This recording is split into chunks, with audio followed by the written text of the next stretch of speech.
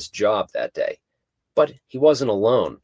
Mike Canavan, the FAA hijack coordinator, decided to go on an extended coffee break that morning and was completely missing for hours during the most crucial moments of the attacks. Benedict Sliney, a former Wall Street lawyer, was placed in charge of the FAA. His first day on the job was September 11th.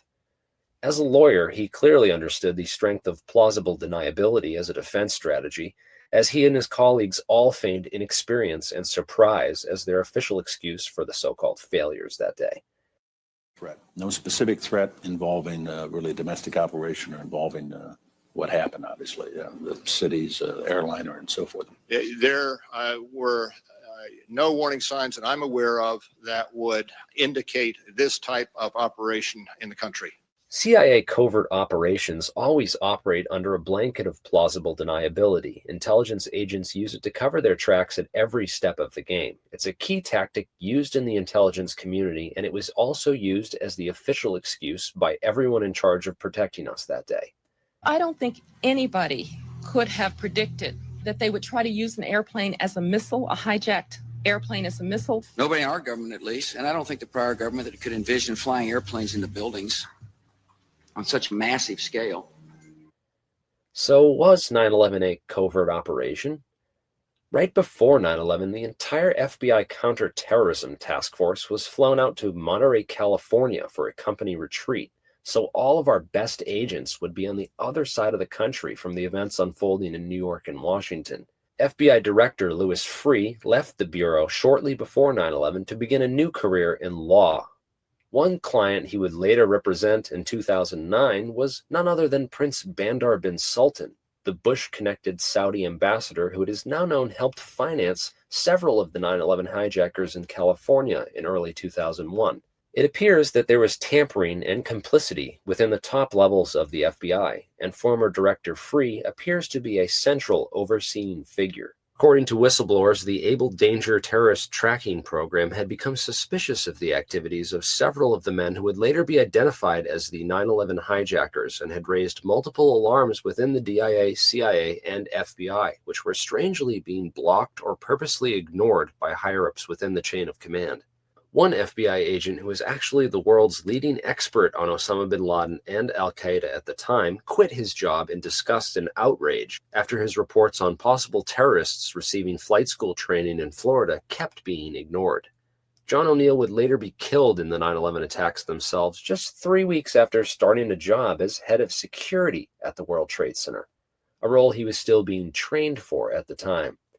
John O'Neill's history within the FBI, particularly his investigations into state-sponsored terrorism, are enough to make anyone suspect that his accidental death in the World Trade Center on 9/11 may have in fact been a murder and a cover-up for what he knew. O'Neill would certainly have had a lot to tell us about bin Laden and al-Qaeda and whether or not they could have actually pulled this attack off alone, and he was an extremely credible witness. Unfortunately, O'Neill was unaware of everything that was going on inside the towers leading up to the events of 9/11. After the World Trade Center was bombed back in 1993, they needed to assess all the damage and hire contractors to repair the floors and trusses destroyed by the blast.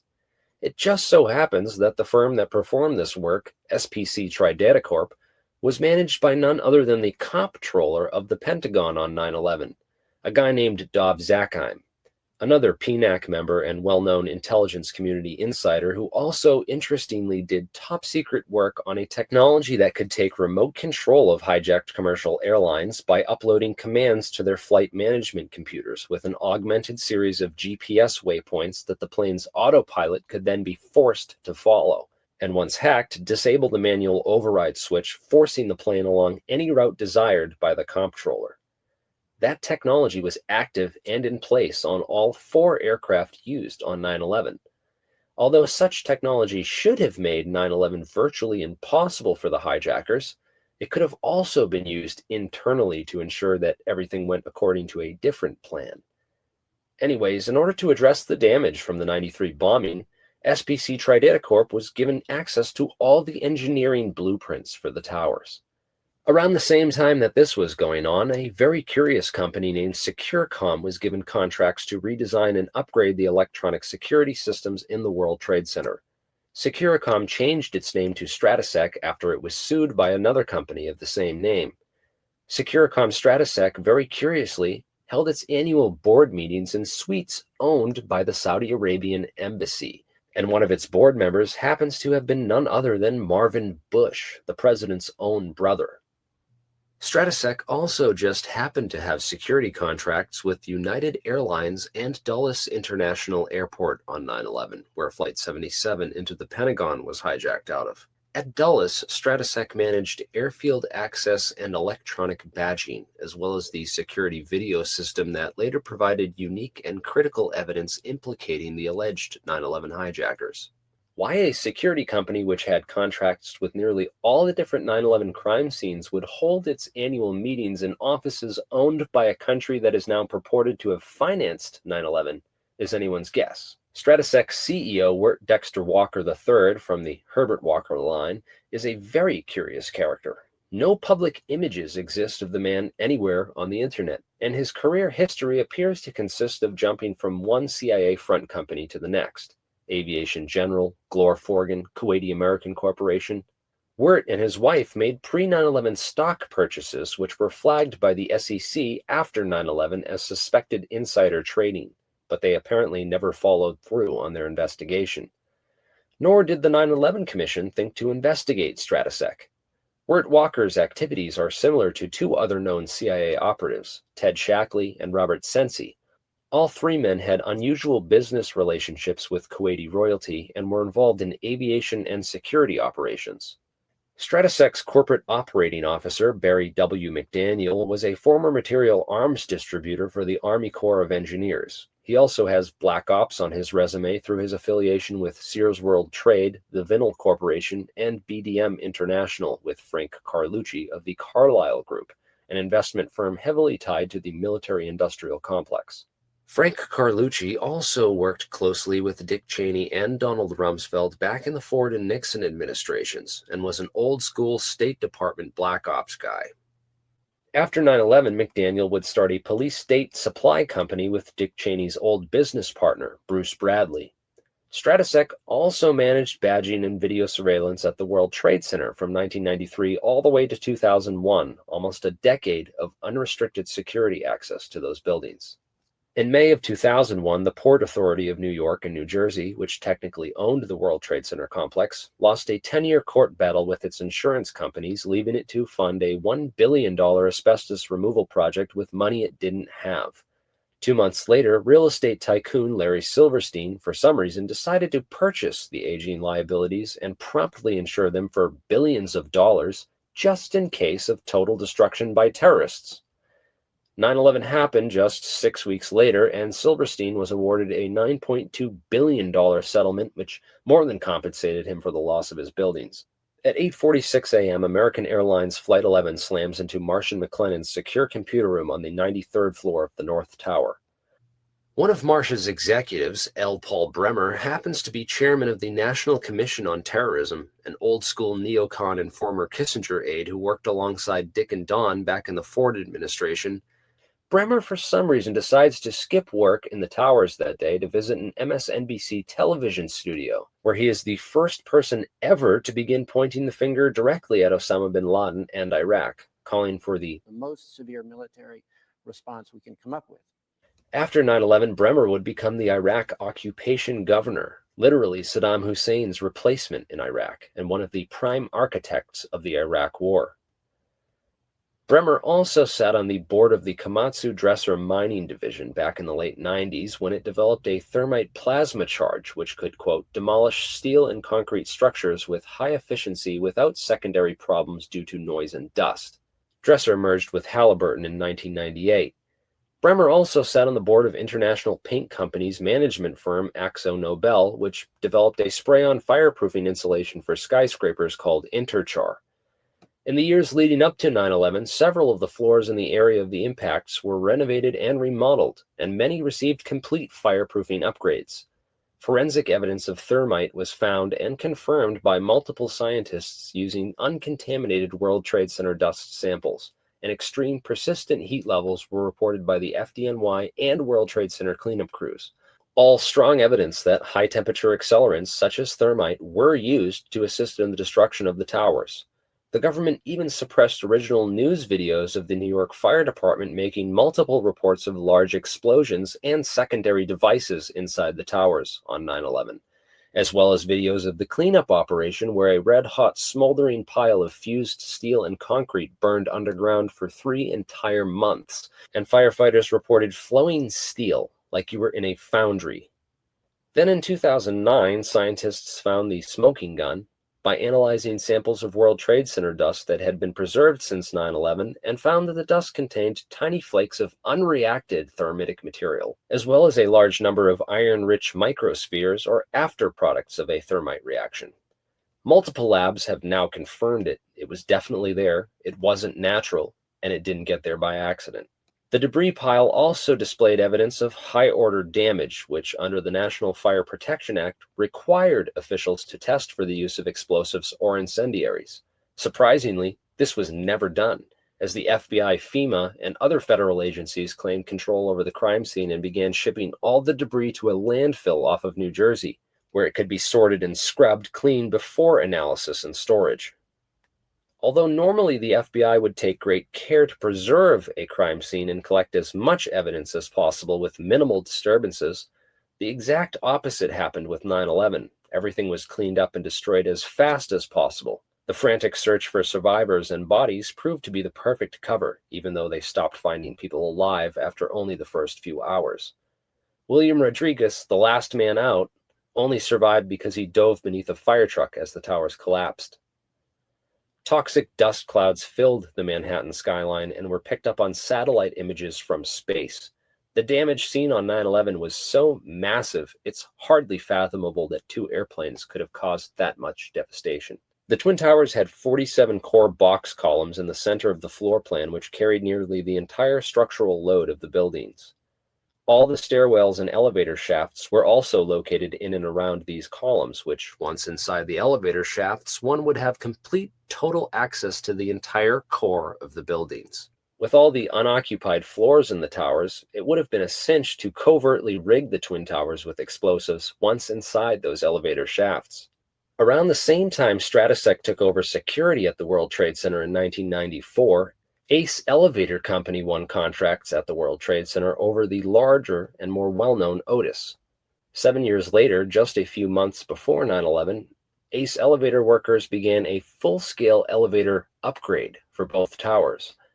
The elevator shafts gave access to the main structural steel for the building and would have been a perfect opportunity to install demolition devices all over the entire core of the building, completely hidden from sight and unknown to workers and occupants within the towers.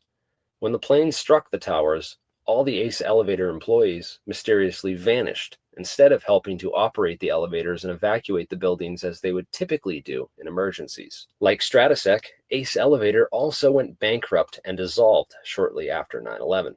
Turner Construction, a huge mafia-connected construction firm in New York, did a lot of work inside the towers in the years leading up to 9/11, including several complete fireproofing upgrades on the same floors that would be hit by the airplanes on 9/11. The fireproofing in these areas was applied double thick, so cordage could have easily been hidden beneath or even covered devices on key trusses. The final charges could have been placed and wired up the weekend before 9/11 during those unusual power downs and evacuations that were reported.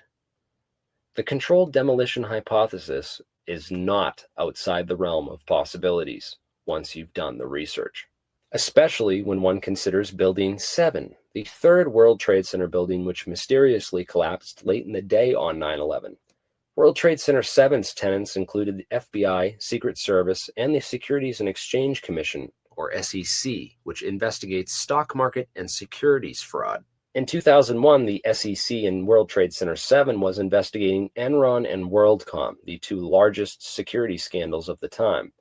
Enron was a Madoff-style pyramid scheme, a fraudulent energy company which helped bankroll the Bush-Cheney run for the White House with over $2 million that it stole from its investors, while Bush and Cheney used office to deregulate the oil and gas industry in Enron's favor, starting as the governor in Texas and then moving to the White House. Luckily for their pals at Enron, everything required to prosecute those massive financial crimes was destroyed when World Trade Center 7 came crashing to the ground late in the day on 9/11. Now, the government and a few stubborn defenders still try to hold on to the theory that Building 7 was somehow this anomaly in steel-framed high-rise building construction, as it is the only skyscraper that has ever suffered total spontaneous collapse by fire in 100 years of skyscraper construction worldwide. It fell through the path of most resistance at the rate of gravity. Now, the government lies all the time. The physics of freefall, not so much.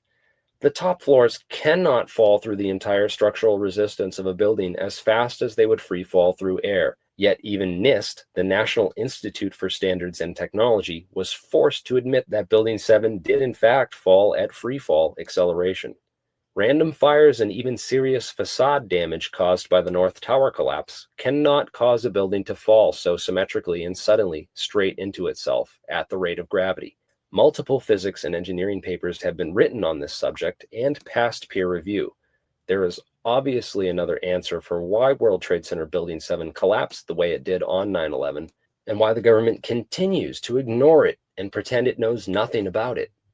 Donald Rumsfeld has been asked what he thought about Building 7 more than once, and his responses have been most unusual. What is Building 7?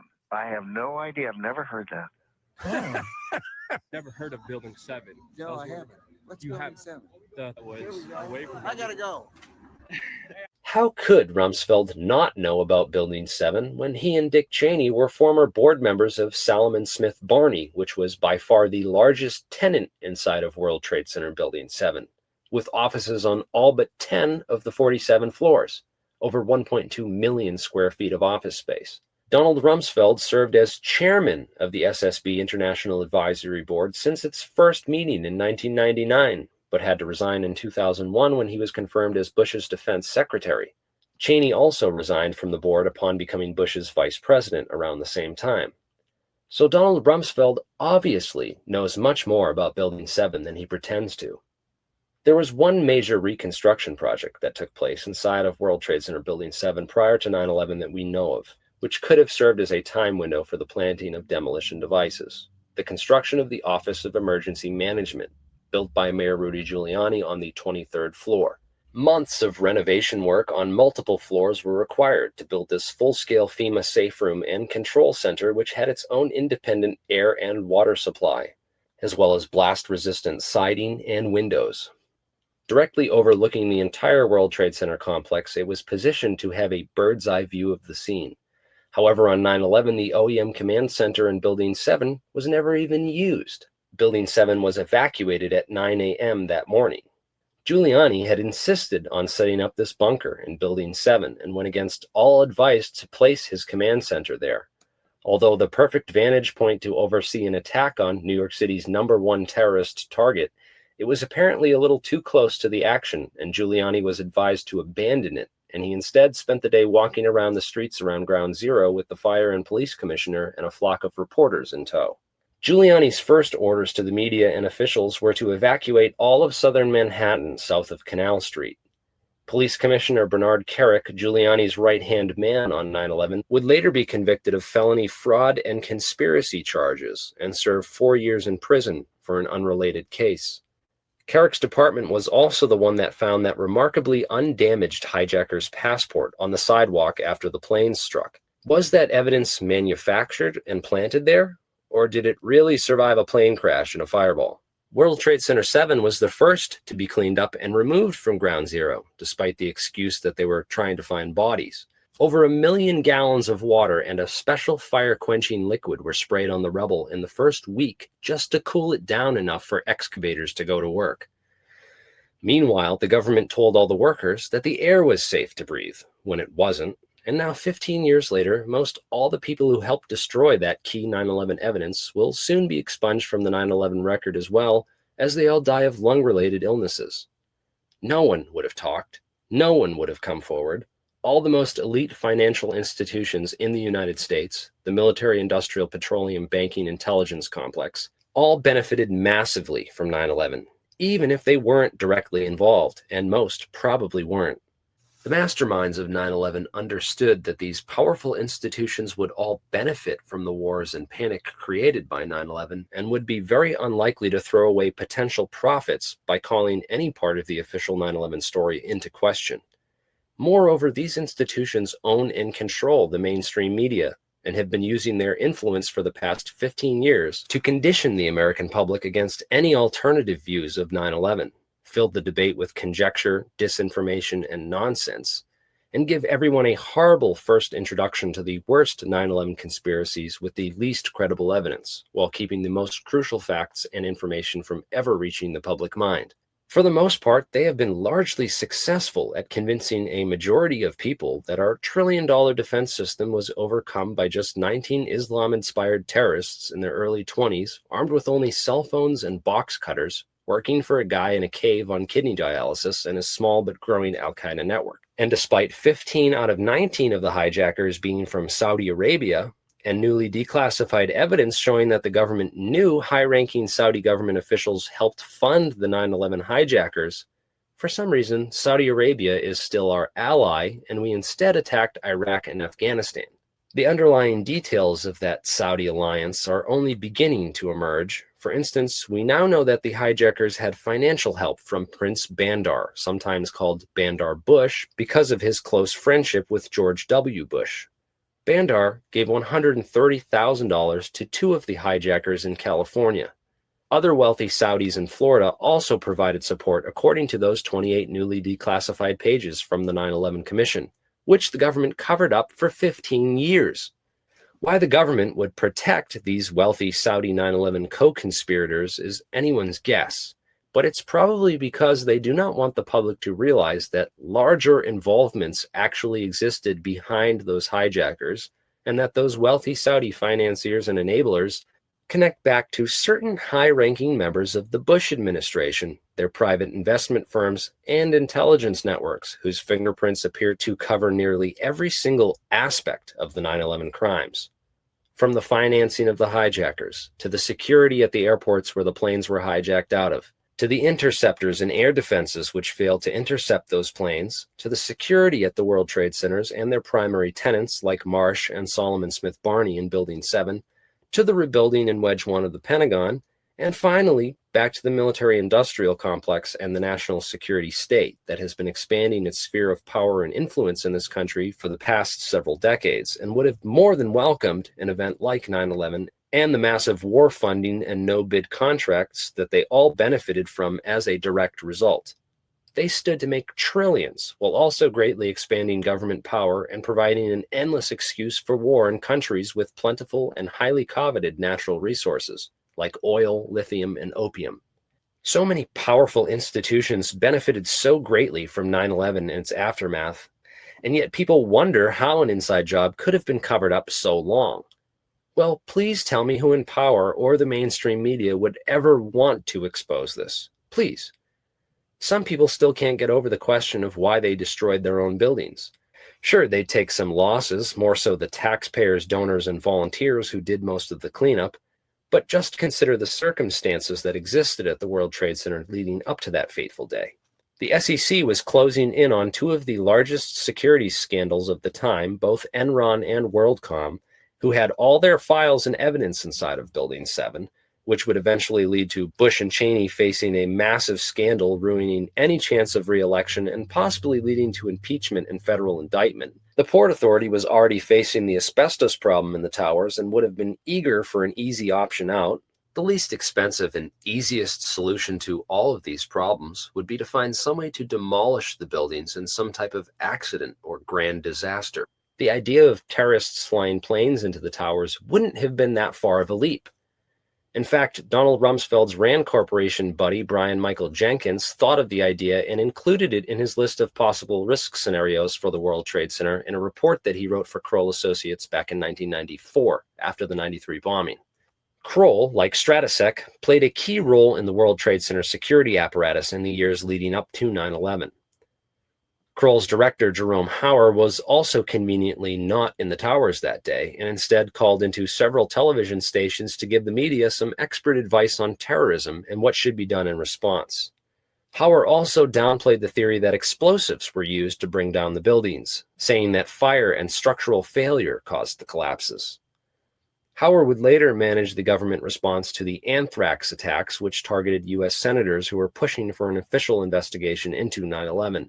Those senators quietly backed off, and the Bush administration was successful at stalling the investigation into 9/11 for over a year, while evidence was still being destroyed. After 441 days, the Bush administration finally opened an official inquiry into 9/11, headed by a Bush insider named Philip Zelikow, who had previously helped write the preemptive Iraq war invasion strategy with Condoleezza Rice and was already completely on board with the Bush agenda in Iraq. Zelikow once published a paper on the creation of public myths, fitting for his work on the 9/11 Commission, which wrote its conclusions and summary first and then tailored its investigation and evidence to fit the official theory, rather than following the facts and evidence to see where they might actually lead. The condensed summary given in this video barely scratches the surface of where that investigation should have gone and what it should have uncovered, if it wasn't compromised from the very start. The individuals and organizations outlined in this short summary were uncovered using good old-fashioned crime scene-based detective work. These are not theories. These are core facts and evidence, which you will never hear discussed in the mainstream media or any of the 9/11 propaganda and disinformation films we've seen so much of in the past. As always, do your own research, draw your own conclusions. For more information and sources, visit 911insideout.com. Thank you for watching and helping to spread the truth.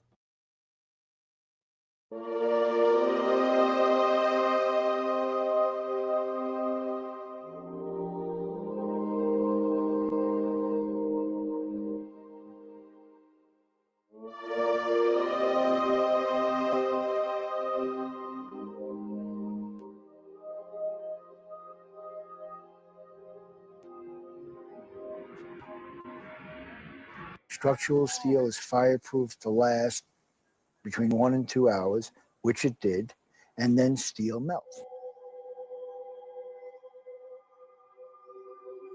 It began to melt the steel.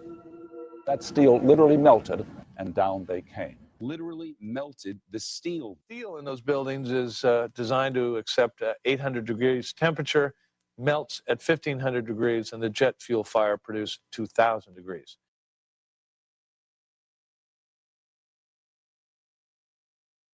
As the steel began to soften and melt, the interior core columns began to give. It all pancaked.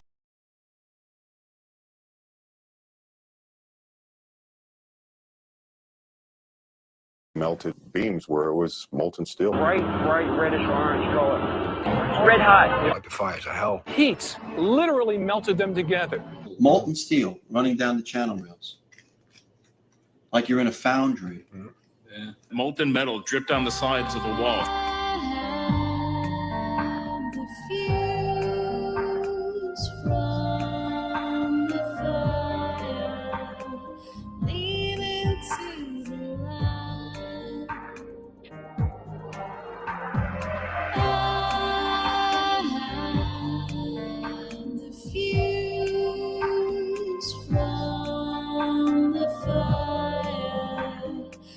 It's a special thing, and it's as perfect as a pearl.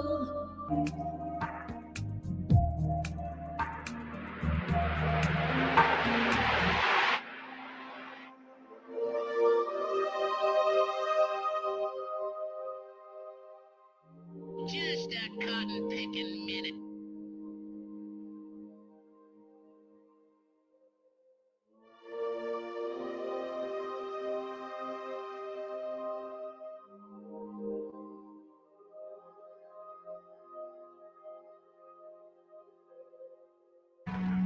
Let us never tolerate outrageous conspiracy theories concerning the attacks of September the 11th. Malicious lies that attempt to shift the blame away from the terrorists themselves.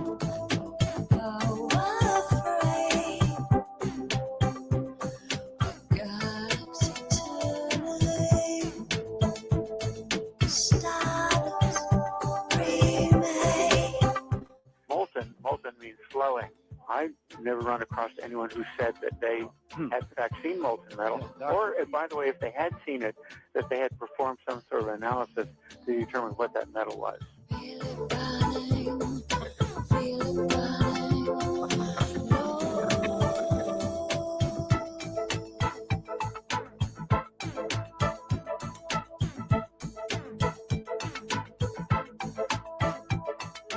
Let's go back to your basic premise that there was a pool of molten steel. I know of absolutely nobody, and there's no eyewitness who said so, nobody who's produced it. I was on the site, I was on the steel yards, so I don't know that that's so.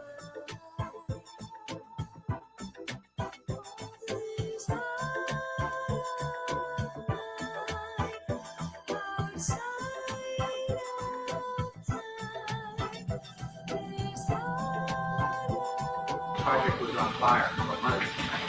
We were down at the B1 level, and one of the firefighters said, I think you'd be interested in this, and they pulled off a big block of concrete, and there was like a little river of steel flowing.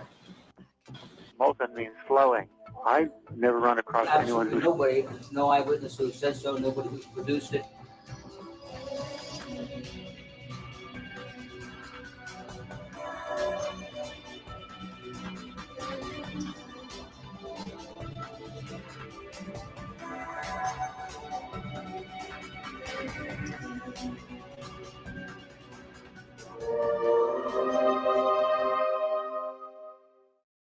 I'm curious about the pool of molten steel that was found in the bottom of the towers. I am too.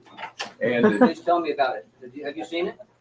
Well, not personally, but eyewitnesses there found huge pools of molten steel beneath the towers, and some scientists don't think that the collapse of the building could have melted all that steel. And physics professor analyzed some of the steel, and Stephen Jones, and he found evidence of thermate residue, which would explain how the buildings collapsed by means of pre-planted explosives. So, have you analyzed the steel for any of those residues? First of all, let's go back to your basic premise that there was a pool of molten steel. I know of absolutely nobody, and there's no eyewitness who said so. You'd get down below and you'd see molten steel running down the channel rails, like you're in a foundry. Yeah, like lava. Like lava. From a volcano. The fires got very intense down there, and it actually melted beams where it was molten steel that was being dug out. This fused element of steel, molten steel and concrete and all of these things all fused by the heat into one single element. And almost like a chunk of lava from Kilauea or Iceland, where they're very sharp but breakable shards on the end here. This 8-ton steel I-beam is 6 inches thick. It was selected to be preserved for future generations for the near-perfect horseshoe-like bend formed during the collapse. I found it hard to believe that it actually bent because of the size of it and how there's no cracks in the iron. It bent without almost a single crack in it. It takes thousands of degrees to bend steel like this. Typically, you'd have buckling and tearing on the tension side, but there's no buckling at all. You saw steel, some of the thickest steel I've ever seen, bent like a pretzel. And you just couldn't imagine the force that took. Where the grapplers were pulling stuff out, big sections of iron that were literally on fire on the other end. They would hit the air and burst into flames, which was pretty spooky to see. There was even a point where you would create an air pocket by moving steel, fueling the fire on the ground, would ignite cars, and cars would just blow up. But, you know, these underground fires were just like the fires of hell. This is how it's been since day one. Oh, it's unbelievable. And this is 6 weeks later, almost 6 weeks later. And as we get closer to the center of this, it gets hotter and hotter. It's probably 1,500 degrees. We've had some small windows into what we thought was a core at some point, and it looked like an oven. You know, it was just roaring inside. It was just a bright reddish orange color. See that stuff he's pulling out? What was that, Chief? We're gonna hold off on the water. See the stuff he's pulling out? Yeah. It's red hot. If we hit it too much steam, you won't be able to see what he's doing. Great. You see how this debris is still smoking? That's from the fires that are still burning. 8 weeks later, we still got fires burning. Every now and then, one of the pieces of equipment will dig in, they'll open up a small area, the oxygen will rush in, and you'll get this plume of brown, black smoke coming up. That's because that fire just got more oxygen. So, I mean, these things are burning. At one point, I think they were about 2,800 degrees. Underground, it was still so hot that molten metal dripped down the sides of a wall from Building 6. There were fires of 2,000 degrees Fahrenheit below the ground. And all of a sudden, he comes out of this little tunnel screaming, "Wait till you see what I found." And he pulls in ministers and officials, and there, this cross is fully extended, melted together with the intense heat. The two beams were never initially part of the same structure. Heat literally melted them together. And the piece of metal that's draped over was molten metal that had literally fallen over one of the arms. Steel-toed boots is one of the biggest things. Steel-toed boots? Steel-toed boots. Out still on the rubble, it's still, I believe, 1,100 degrees. The guy's boots just melt within a few hours. It was literally steaming. Your boots would melt in certain areas.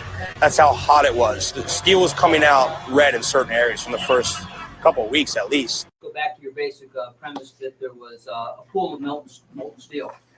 I know of absolutely nobody, no eyewitness who said so, nobody who's produced it. I was on the site, I was on the steel yards, so I don't know that that's so.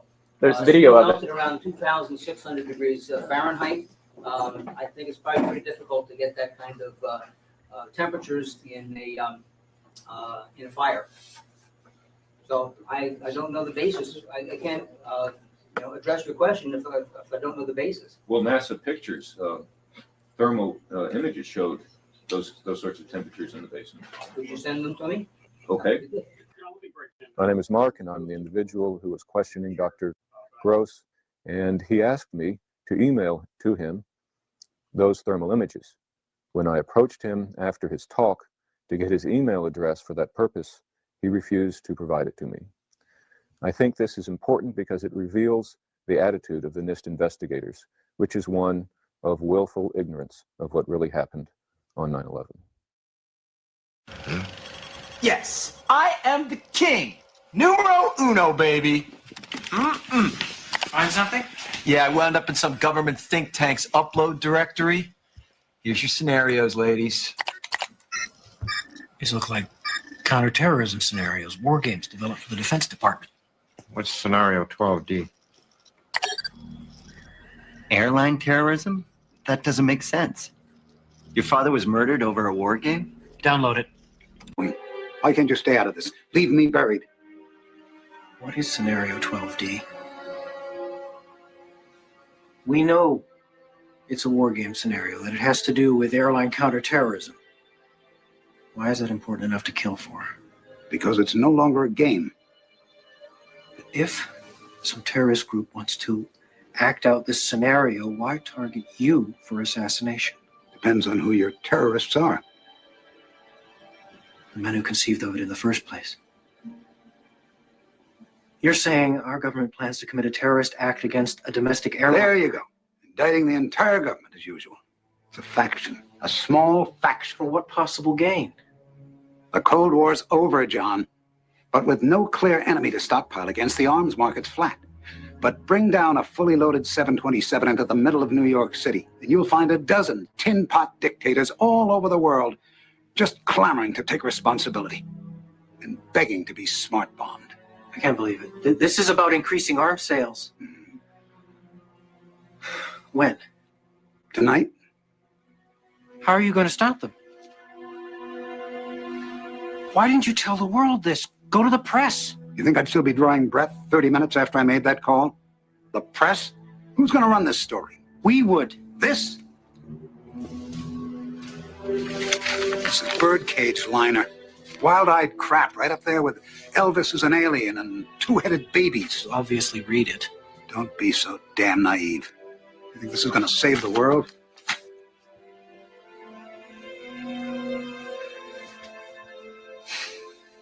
I'm doing what I can, John. I don't have all the specifics on Scenario 12D, but I think I know the flight they've chosen. You stay out of it. I don't want Overlord gunning for you, too.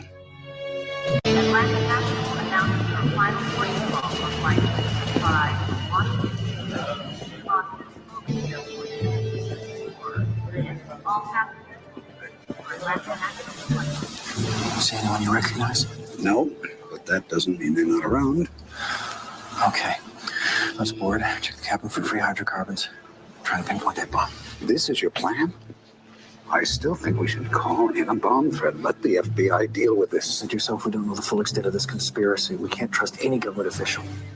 Our only hope is to get on that plane.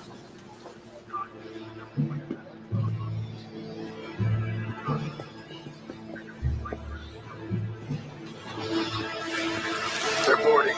Then that's 2 problems solved.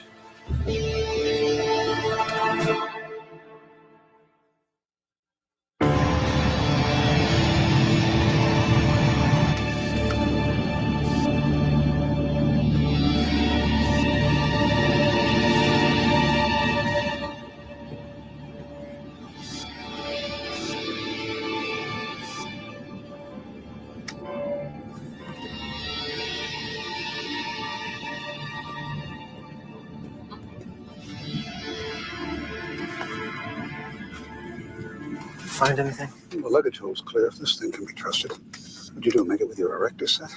You're absolutely sure that this is the targeted flight? This flight was chosen primarily for its visibility. It's scheduled to pass over Manhattan on its way to Boston. You said they intend to bring us down in the middle of New York City? What if there is no bomb? Well, how are they going to bring it down? The same way a dead man can drive a car.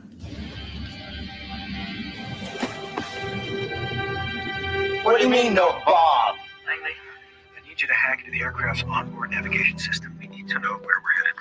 Okay, go into headsets.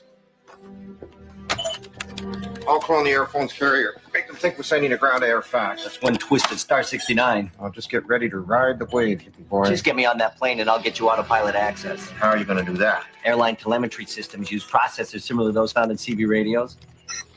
I'm in. We got ourselves a convoy. What's your progress? I've hacked into the flight control system output. With a little bit of help. It's what the brains of the plane is telling the little black box. Course, heading, attitude, hold, yaw, axis, stabilization. What the heck's that? Is that what it looks like? I think it is what it looks like. What does what look like? Modem protocols. Remote access. Somebody on the ground's flying your plane. Bogey, sir. Keep your course. We need to know our flight plan. I'm mapping the data now.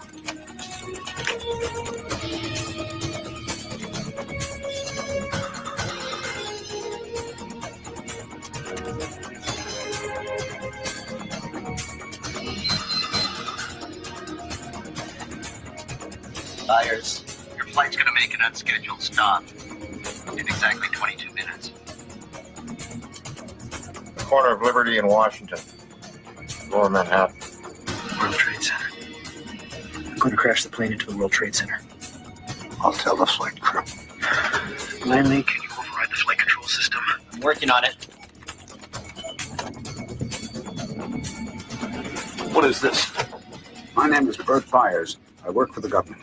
I believe this plane has been commandeered. Sir, passengers are not allowed in the cockpit. I need you to return to your seat now. You don't have control of this plane, and I don't know if we can get it back. Turn off your autopilot. There may be a chance that we can override it. Sir, I'll be happy to contact your superiors in the government to confirm. Sir, damn it! He's right.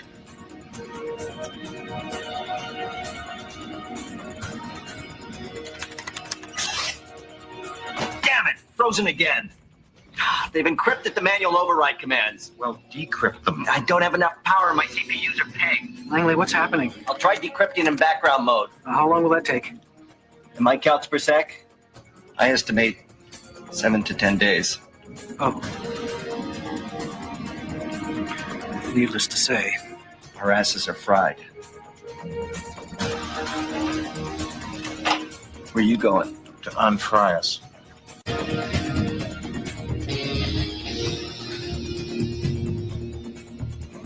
All right, try cutting electrical power. They've thought of that. They've thought of everything. Ladies and gentlemen, this is your captain speaking. We're experiencing some technical difficulties up here. At this time, we'd like you all to return to your seats. And kiss your asses goodbye. Finally, we're getting close. I know. Damn it! New York Center, this is Atlantic National Flight 265 Heavy. We are declaring an emergency.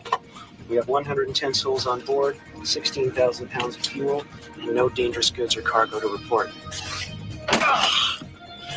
Come on, Phil Hickey. Your fronts have failed, haven't they? There's still hope. Hope my next turnout's as nice as my last one.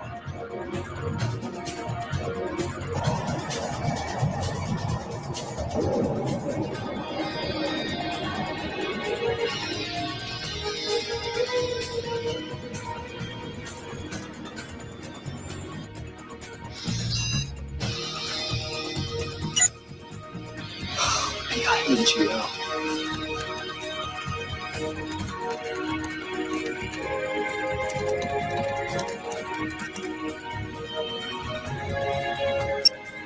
You've got manual override.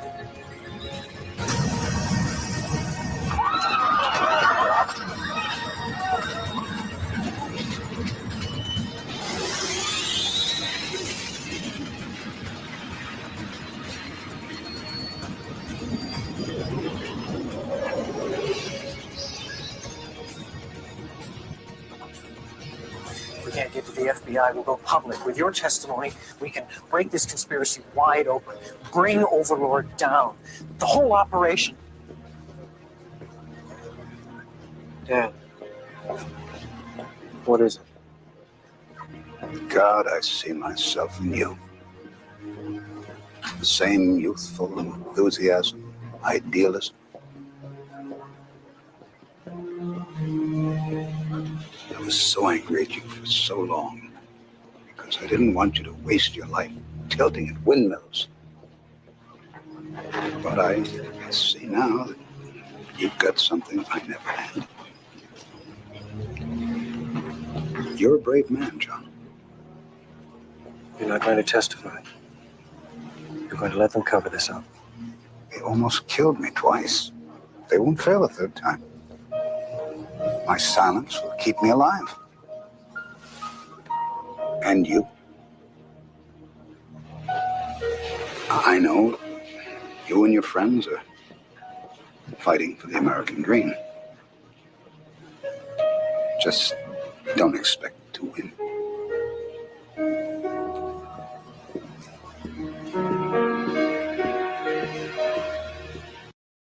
We want to turn now to a guest who is joining us in the studio. It's Paul Bremer. I want to make sure I'm getting your name right because I'm just meeting you just at this moment. You're a terrorism expert, Counterterrorism, I hope. And can talk to us a little bit about who could. I mean, there are a limited number of groups who could be responsible for something of this magnitude. Yes, this is a very well planned, very well coordinated attack, which suggests it's very well organized centrally. And there are only 3 or 4 candidates in the world, really, who could have conducted this attack. Bin Laden comes to mind right away, Mr. Bremer. Indeed, he certainly does. Bin Laden was involved in the first attack on the World Trade Center, which had as its intention doing exactly what happened here, which was to collapse both towers.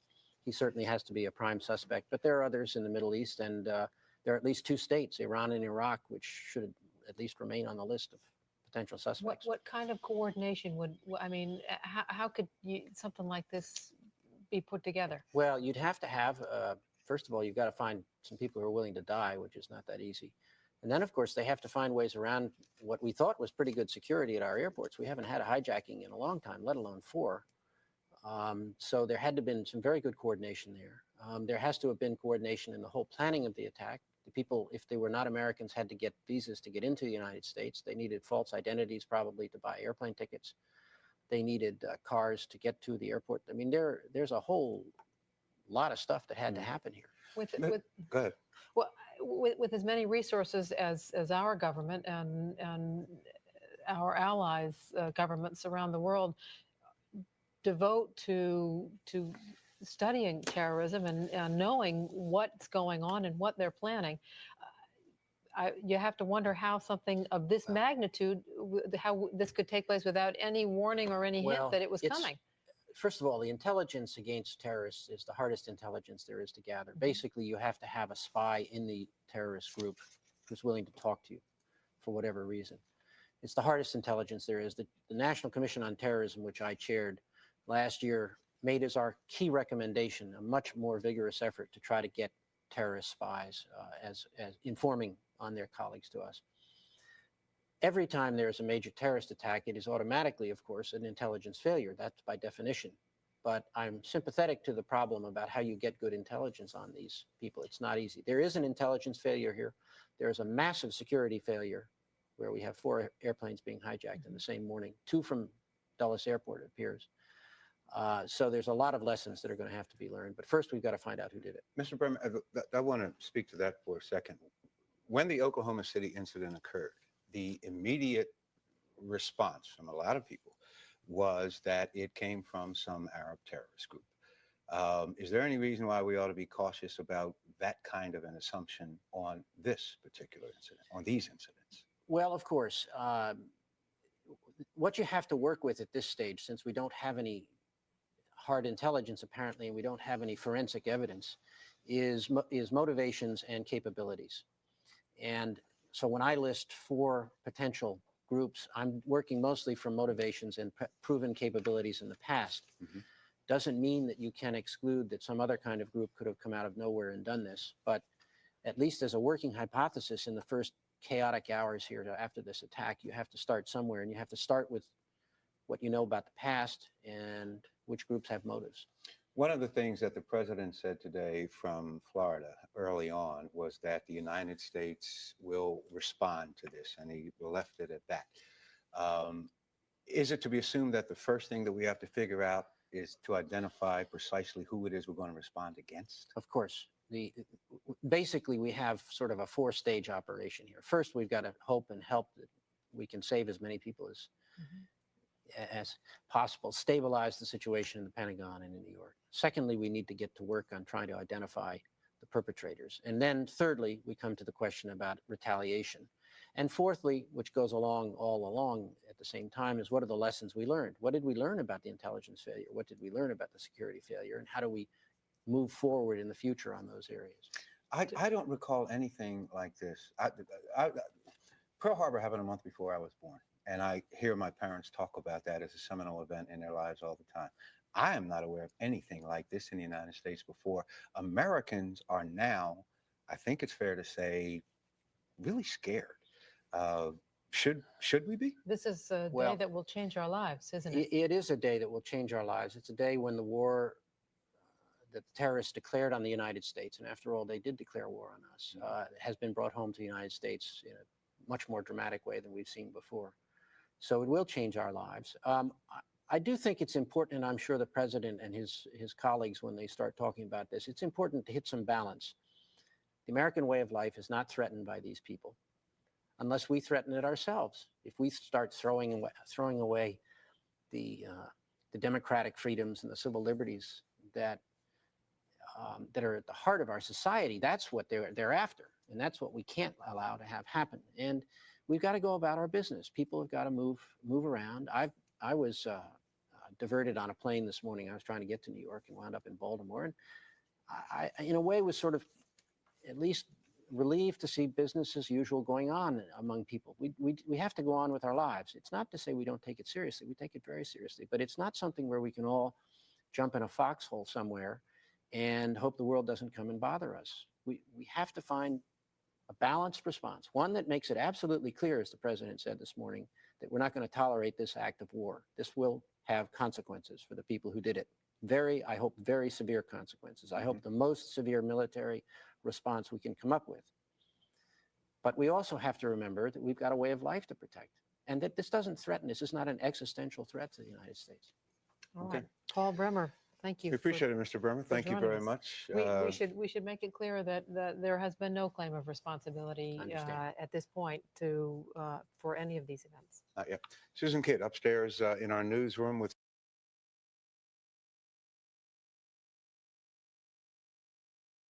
How did those towers come down?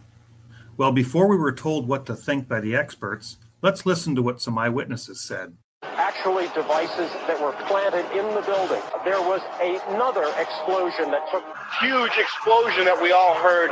An explosion, and another explosion. All that evidence of explosions was quickly ignored or dismissed.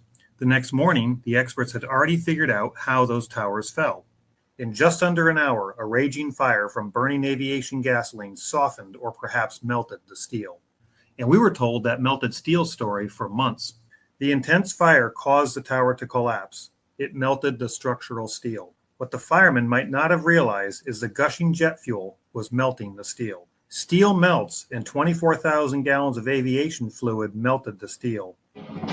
As the steel began to soften and melt, the interior core columns began to give. Indeed, there was plenty of evidence of melted steel, including this, and this, molten spheres of iron, steel like Swiss cheese, and of course this. But over time, this melted steel story changed. Even today, the media report and many scientists believe that the steel melted. This is not true. And NIST said that the molten steel was irrelevant to the investigation of the collapse, since it does not provide conclusive information on the condition of the steel when the towers were standing. John Gross of NIST, who was at the yard observing plenty of evidence, denied its very existence. First of all, let's go back to your basic premise that there was a pool of molten steel. I know of absolutely nobody, and no eyewitness who said so. Except these firemen. You'd get down below and you'd see molten steel running down the channel rails. And this eyewitness. The fires got very intense down there and actually melted beams where it was molten steel that was being dug out. And this architect. It's this fused element of steel, molten steel and concrete and all of these things all fused by the heat into one single element. Molten iron and explosions is easily explained by incendiaries and explosives, but not by fires. So that evidence had to be ignored and denied. If their melted steel story wouldn't work, then how did they explain how those towers came down? Professor Bazant and others published several scientific papers with rigorous equations proving how the upper top block of floors crushed the lower, larger section down to the ground, and then the upper block crushed itself back up. It neglected to explain how the upper block fell through the inner core columns or why those core columns fell last. In addition, the theory ignores Newton's third law, but other experts disagreed, and instead we were told that it was a pancake collapse, which contradicted the Bazant pile driver theory. Then you had this sequential failure that took place where it all pancaked one after the other. The result is what's called a progressive collapse, as each floor pancakes down onto the one below. But the pancake collapse also couldn't explain how the core columns fell. And despite all the animations, entire floors collapsing are not what we observed. But NIST said, NIST findings do not support the pancake theory of collapse, which is premised on a progressive failure on the floor systems in the WTC towers. NIST also said their study does not actually include the structural behavior of the tower after conditions for collapse initiation were reached. We were unable to provide a full explanation of the total collapse. So here we are many years later with no official theory given for the total collapse of the Twin Towers. Since they can't explain the entire collapse, can they at least tell us how the collapse started? After detailed study, the experts said that the floor truss connection to the columns failed first. Many structural engineers believe that the weak points were the angle clips that held the floor joist between the columns on the perimeter wall and the core structure. At the Massachusetts Institute of Technology, Professor Eduardo Causel has been carrying out research into the disaster. This computer simulation done at MIT shows how heating the trusses would cause them to fail. What the simulation shows is that the most likely the weak point of the floor were the connections to the supports. FEMA and the American Society of Civil Engineers agreed, and PBS concurred. When the steel became weak, the trusses would have collapsed. All the experts agreed the truss connections failed first, except the NIST experts, who later concluded that the truss connections held firm and did not break away from the columns. Then the experts said that the perimeter columns definitely bowed outward. And without the trusses to keep them rigidly in place, the columns would have bent outward. And the FEMA study showed animations of this outward bowing in their study. There was no doubt that the columns bowed outward. That is, until the NIST experts said that the columns definitely bowed in. And then, just before the towers fall, the experts told us that the columns broke outward. However, the NIST experts concluded that the columns broke inward. While the experts disagreed about how the towers started to fall, they assured us once the structure was weakened, total collapse would be inevitable. The NIST report does not actually involve the structural behavior of the tower after conditions for collapse initiation were reached and collapse became inevitable. But is collapse inevitable? It's not on this structure, and this structure, or this structure. Jonathan Barnett was surprised to find unique steel that had intergranular melting. It was a surprise to me because it was so eroded and deformed. The New York Times said it was perhaps the deepest mystery uncovered in the investigation. But later we were told that it really wasn't a mystery at all. I don't find it very mysterious at all. That if I have steel in this sort of a high temperature atmosphere that's rich in oxygen and sulfur, this would be the kind of result I would expect. But the question was not what would happen to steel if it was attacked by sulfur in a high temperature atmosphere. We know that. No clear explanation for the source of the sulfur has been identified. So the real question is, where did the sulfur come from? The government never answered that question, but others did. Dr. Greening said, "It is concluded that sulfur emission was relatively small compared to those involving diesel fuel and CaSO4 in gypsum wallboard." The BBC media experts agreed. The sulfur came from masses of gypsum wallboard that was pulverized and burnt in the fires. Except that no experiment with diesel fuel and wallboard can replicate this intergranular melting. And after this experiment was posted, Dr. Greening admitted, "I'm prepared to admit that my initial proposal of how the steel was sulfided during the 9/11 events needs to be modified. Certainly it looks like diesel fuel, gypsum, concrete, and aluminum alone are not going to do it." Yet even after this experiment and admission by Dr. Greening, the debunking experts still claim that this occurred because the sulfur release from burned drywall corroded in the steel as it stewed in the pile for weeks. What about Building 7 that looked exactly like a controlled demolition? NIST struggled with this for years, saying, "But truthfully, I really don't know. We've had trouble getting a handle on Building number 7. Eventually, we were told that it was the world's first office fire that caused an extraordinary event. Earlier, we were told by the experts at Popular Mechanics that the diesel tanks were the problem. Our current working hypothesis is that this pressurized line was supplying fuel to the fire for a long period of time. The History Channel agreed. The fires were fed by a line supplying diesel fuel to the floor where the fire was most intense. Even though NIST said the collapse was also not due to the fuel oil fires, diesel fuel oil, substantial amounts of diesel fuel that were in the building. NIST said that normal office fires caused a beam to expand, pushing it off its support. In World Trade Center 7, near a specific column involved in the collapse, column 79. Controlled demolition was dismissed. We did not find any evidence that explosives were used in the collapse of Building 7. Since they didn't hear the sound from 9 pounds of conventional RDX to blast out column 79. This size blast would have produced an incredibly loud sound that was not recorded on videos of the collapse nor reported by witnesses. Even though he heard explosions while inside, Big explosion. And they heard it. But because NIST never heard anything, they didn't bother to look for explosive residue as recommended, or consider that instead of conventional RDX that makes lots of noise, maybe some high-tech quieter explosives could have been used. Like patented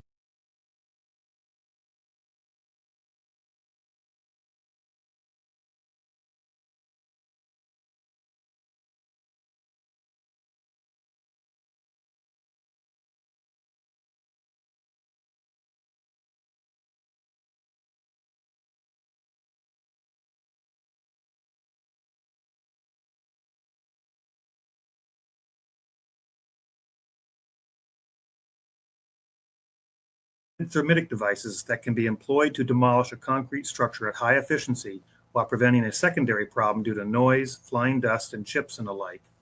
or can focus energy by means of a torch-like ejection of hot reaction products and is extremely ignitable, or could be useful for cutting materials including metals, masonry, reinforced concrete, rock, and the like, or consider the wonders of modern explosives as described in the Nanoscale Chemistry Yields Better Explosives article by Lawrence Livermore Labs, or the fact that active nanothermite was found in the dust and carbon nanotubes, a byproduct of nanothermite, has been found in the first responders' lungs. Or maybe they should have explained what we see happening in this window, which looks more like this than an ordinary fire. At first, they told us that Building 7 fell approximately 40% longer than the computed freefall time and was consistent with physical principles. And you had a sequence of structural failure that had to take place. Everything was not instantaneous. But when challenged, NIST finally admitted a freefall descent over approximately 8 stories at gravitational acceleration. Since freefall is impossible with a sequence of failures, NIST quietly removed all references to their model being consistent with physical principles in their final report, meaning the official explanation relies on miracles. So although NIST had trouble getting a handle on building number 7, after many years and a few miracles, they said the obvious stares you in the face. As more independent scientists pointed out that iron microspheres in molten steel could easily be explained by thermitic material, the National Geographic experts tried to explain that thermitic material could not have been used because it won't even cut or melt a steel column. Despite 175 pounds of thermite packed around the steel column, it remained undamaged. Except experiment with basic thermate in crude holders proved it could.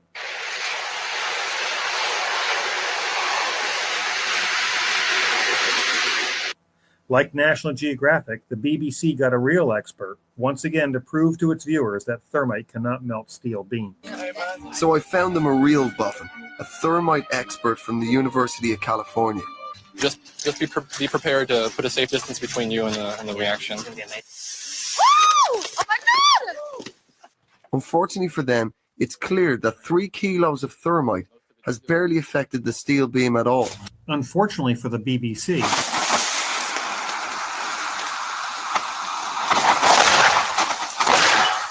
it's clear less than 2 kilos appear to have damaged this beam. And even though the debunking experts said, thermite is simply not practical for carrying out a controlled demolition, and there is no documentation of it ever having been used for this purpose. But in 1935, it was used to take down a 3 million pound tower taller than World Trade Center 7, with 1,500 pounds of thermite on the outside of the steel columns. Why couldn't thermite also work if it was placed on the inside of steel box columns? In 2011, an entire new theory was developed to help explain all the eyewitness evidence of explosions that NIST never heard.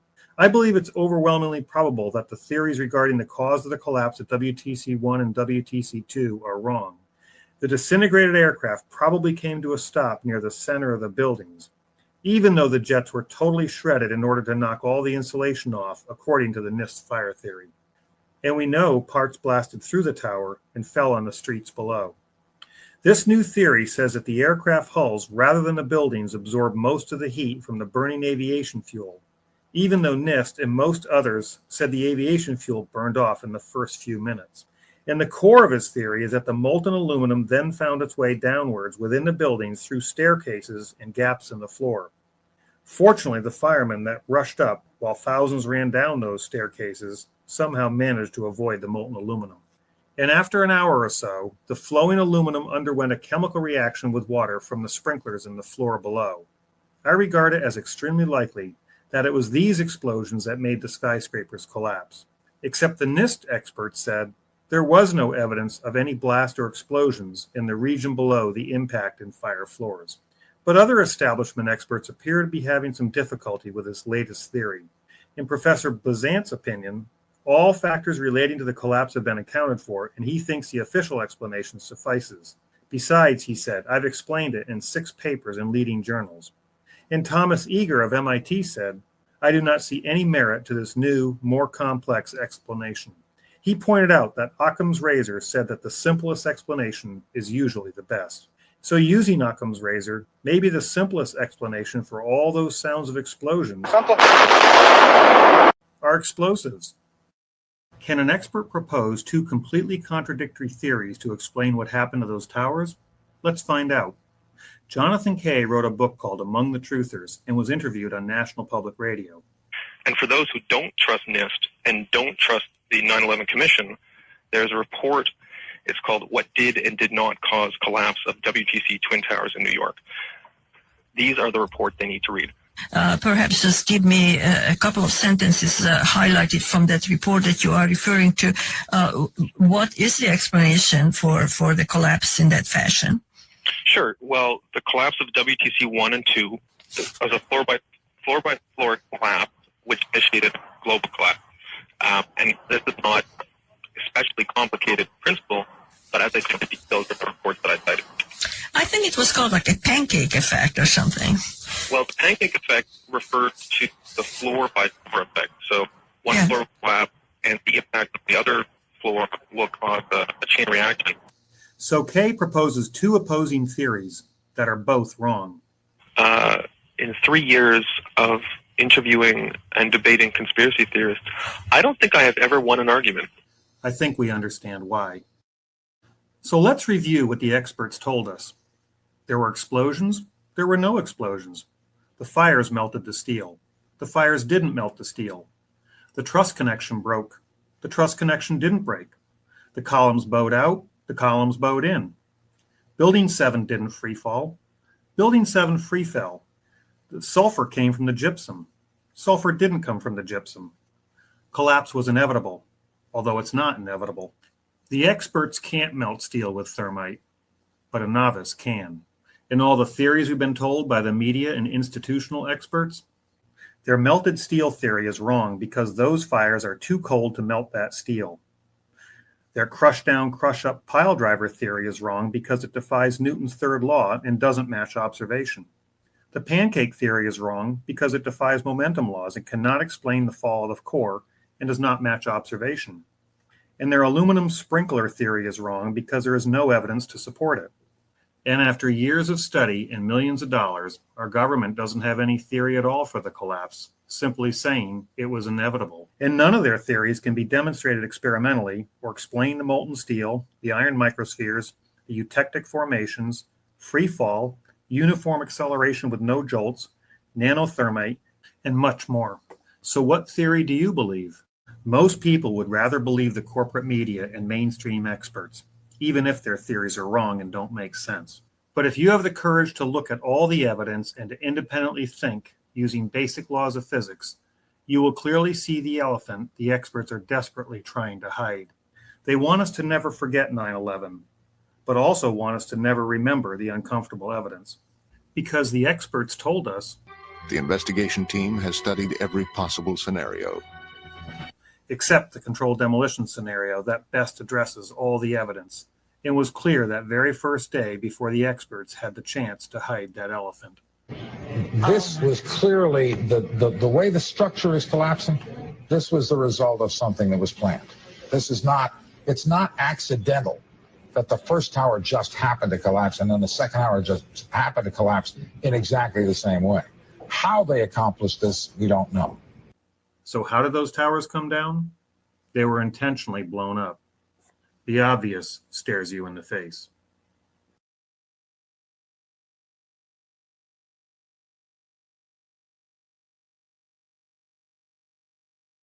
There are many unanswered questions about the destruction of the 3 skyscrapers on 9/11.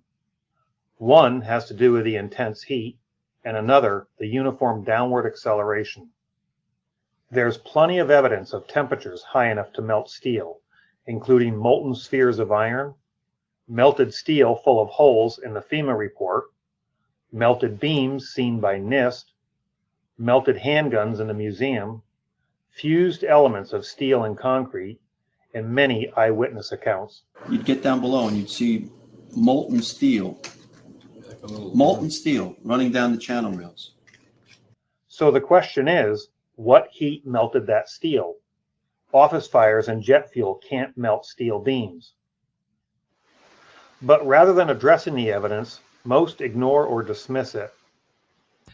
Jet fuel melting steel beams, they don't have to melt them, guys. They don't have to melt anything. You don't have to liquefy steel, but you can bend steel with your bare hands if it gets over like 1800 degrees. That's not very hot in the realm of, fire, especially when fueled by kerosene from jet fuel. I mean, it can compromise the integrity of any structure. Trust me. He's wrong. The steel did melt. So the question remains, where did the heat come from? And any steel compromise would be up where the fires were, sagging down, but not suddenly exploding outward in a shower of dust. Others have posted experiments proving the obvious, that if you heat steel red hot, it gets very weak. So I am taking time out of my busy day to try to put to rest one of the more moronic things I have seen on the internet lately, and that's saying something. Through my Facebook feed, I saw yet again that old tired argument and that question. Jet fuel only burns at 1500 degrees, and since steel melts at 2700 degrees, 9/11 was a conspiracy. I am so sick and tired of this argument. I put this in the air. Now watch this. I'm going to take my pinky finger, half-inch solid steel. Check it out. It's a freaking noodle. Your argument is invalid. Get over it. Find a job. Most people, and certainly thousands of architects and engineers, already knew this. So what can we learn from his experiment if we apply it to the towers on 9/11? Well, if all the steel in the tower lobby was red hot, and there was a horizontal force like a strong wind, the towers should have tipped over. But where was the heat? It was way up on the upper floors. The lower floors remained stone cold and very strong as the people evacuated. And how did the towers fall? The upper floors accelerated down into the larger, cold, and stronger structure below. And the only force, we are told, that caused this remarkable motion was downward from gravity alone. But what happened when the blacksmith applied a downward force? It's very hot, but not melted. Obviously, it is not melted. The steel rod didn't accelerate down like the top of the towers. And he's right. Obviously, it's not melted.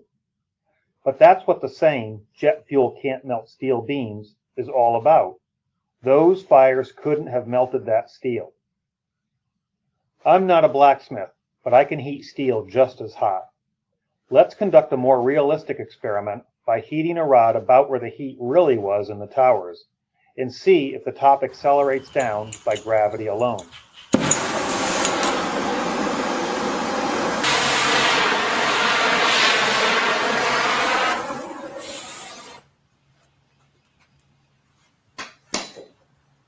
Obviously, the top doesn't accelerate down by gravity alone, even if I hammer it down. People don't understand the jet fuel meme and think suddenly they alone have solved the problem of the tower's fall. But if you hold this up as a reason for conspiracy, you are an idiot. I might be, but these guys who were there are not. Research and understand the issues, and then try to find any realistic experiment using steel and concrete that demonstrates the destruction of those towers by fire and gravity alone. But you won't, because it's impossible, which is why nobody, no university, no engineers, NIST, FEMA, no one, has been able to provide any real experiment that demonstrates the motions observed, and why none of the official investigations were ever able to address these simple, unanswered questions. And while he may not care, if it was conspiracy, I do not care. Some of us do care about all those that were murdered when the towers were intentionally blown up.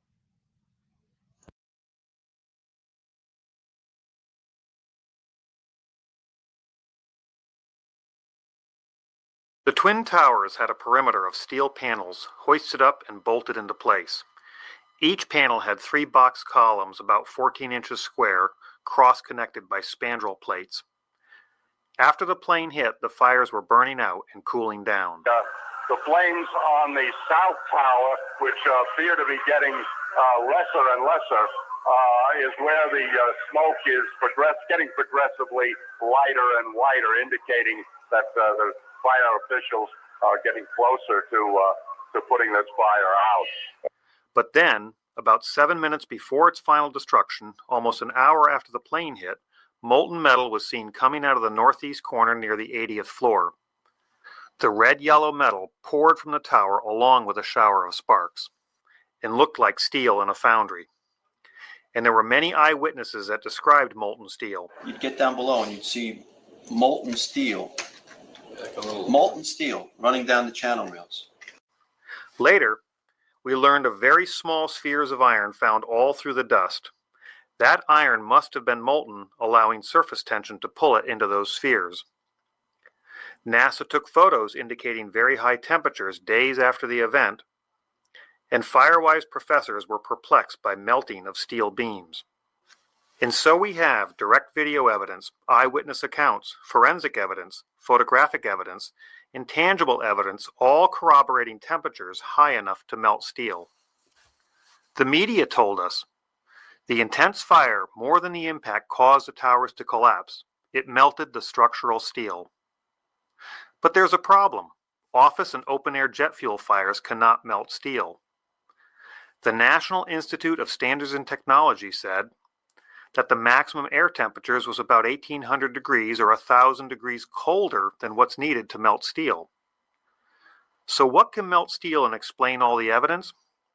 Independent scientists began to piece that evidence together, and they suggested some type of thermitic material must have been used as part of the tower's demolition. Thermite is a mix of iron oxide and aluminum, and thermate is a mix of thermite, barium nitrate, and sulfur. But NIST ignored much of the evidence of molten iron or steel. They provided their own theory for that yellow metal pouring from the tower. NIST understood that molten aluminum is silver, not red-yellow.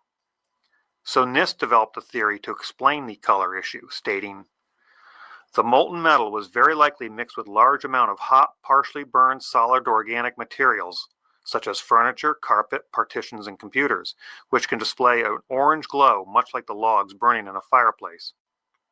But there's a problem. Office materials like furniture, carpet, partitions, and computers are less dense and won't mix. They'll float on molten aluminum, like this coin on liquid mercury, and then burn off at those temperatures. And steel at those temperatures won't melt and would sink, and therefore won't mix with the molten aluminum. NIST never conducted any experiments to confirm their theory, but others did. Dr. Stephen Jones proved the NIST molten aluminum and furniture mix theory wrong. Then an independent peer-reviewed report was published which found explosive red-gray chips all through the dust and positively identified as nanothermite or superthermite. Unlike conventional thermite, this stuff is a very high-tech explosive and confirmed what the independent scientists had been saying all along. But NIST refused to test for explosives or its residue and ignored standards such as NFPA 921 guidelines. The corporate media attacked all the evidence of thermitic material found. Let's watch. If thermite melts through this steel column, the theory of a thermite-controlled demolition may have some validity. While the truthers insist that more explosive super thermite could have been used in the tower demolitions, testing conventional thermite can illuminate this physical process and answer a simple question. Can thermite of any type burn through steel beams?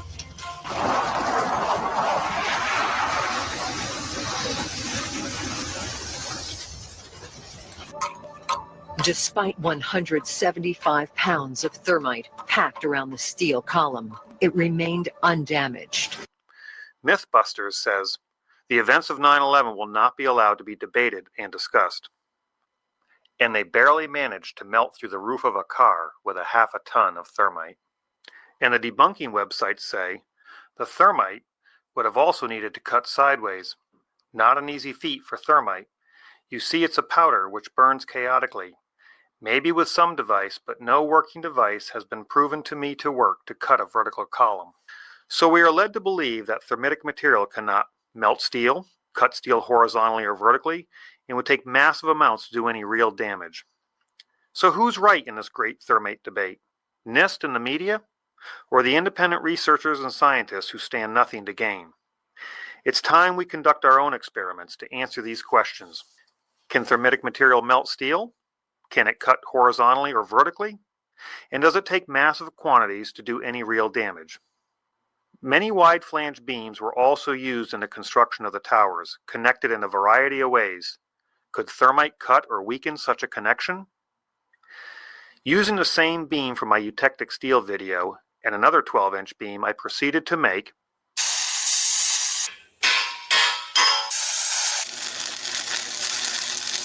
a double-angle welded connection, which I set up on some 8-inch concrete slabs.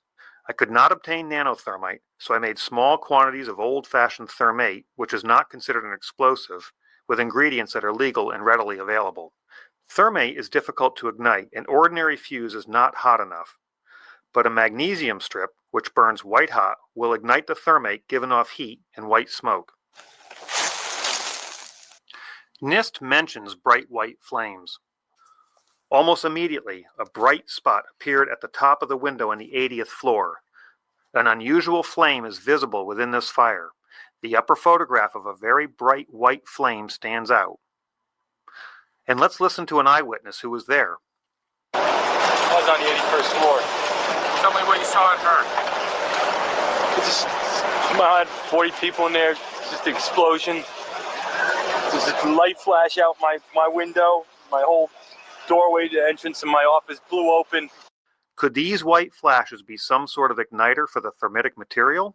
In addition to giving off heat and white smoke, thermate produces lots of small spheres of iron.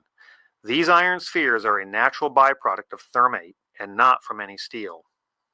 Just like those iron spheres found all through the dust. I'm an engineer who designs and builds things, and I'm certainly no explosive expert. My first problem was to find a container that could hold the thermate long enough to melt the steel while not melting itself. I didn't think that steel would work as a container, so I had to improvise using some normal roof tile that I cut in half. I then had to devise a way to hold it against the connection. I used strong magnets and a spring tooth from a hay rake to press 5 pounds of thermite on each side of the double angle connection. I lit the thermate. And it did absolutely nothing to the steel connection. Maybe thermate cannot melt steel, and maybe National Geographic was right. But the steel did not melt, meaning that perhaps a container could be made out of steel after all. Using an ordinary steel box tube, I had a slot milled along one edge. Welding the bottom and using clamps on the top to hold the powdered thermate in, I bolted it to a steel beam vertically. I called this device my thermitic box cutter. With only 1.5 pounds of thermate, or less than 1/100th of what the National Geographic experts used for their experiment.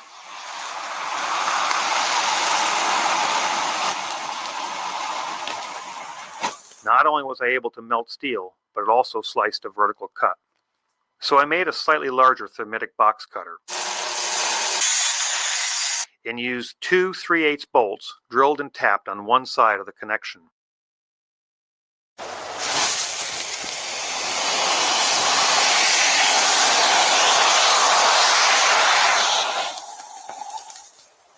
It only took a slight twist to break it completely off. I noticed as the thermate burned, it tended to lose its cutting power, perhaps because it could expand into the area where the box cutter previously burned. So I built a piston-driven box cutter using a compressed car hatch piston. I added sheets of tungsten to minimize the burnout and allow the piston to slide better. I then bolted my contraption to the flange of the column and ignited the white-hot magnesium.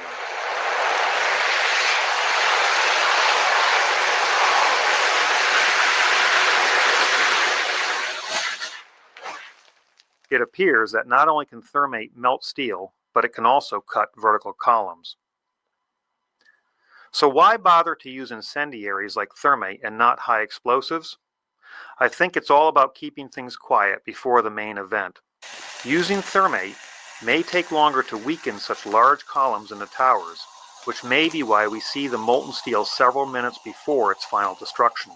Here is less than 1 3/4 pounds of thermate, or 1/100th of what National Geographic used, quietly burning. And here is less than 4 pounds of thermate focused on the web of a wide flange.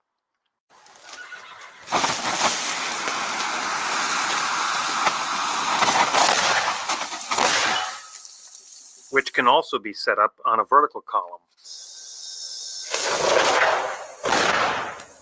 The web was reduced in thickness with gaping holes, thinned to almost razor sharpness, with a Swiss cheese appearance. NIST rarely mentioned explosions except to say that they didn't exist. Instead, they used the politically correct terms pressure pulses and dust puffs. Repeated pressure pulses.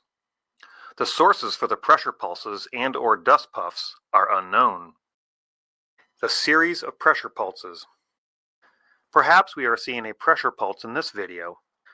Rather than using a mechanical piston to maintain volume, I segmented my box cutter with steel plates, hoping to get a more uniform burn, but got some unexpected results. Can thermate make pressure pulses and/or dust puffs? I guess it can. But why waste all that thermate and energy cutting the columns? Why not attack the weakest areas instead? Can thermate cut bolts?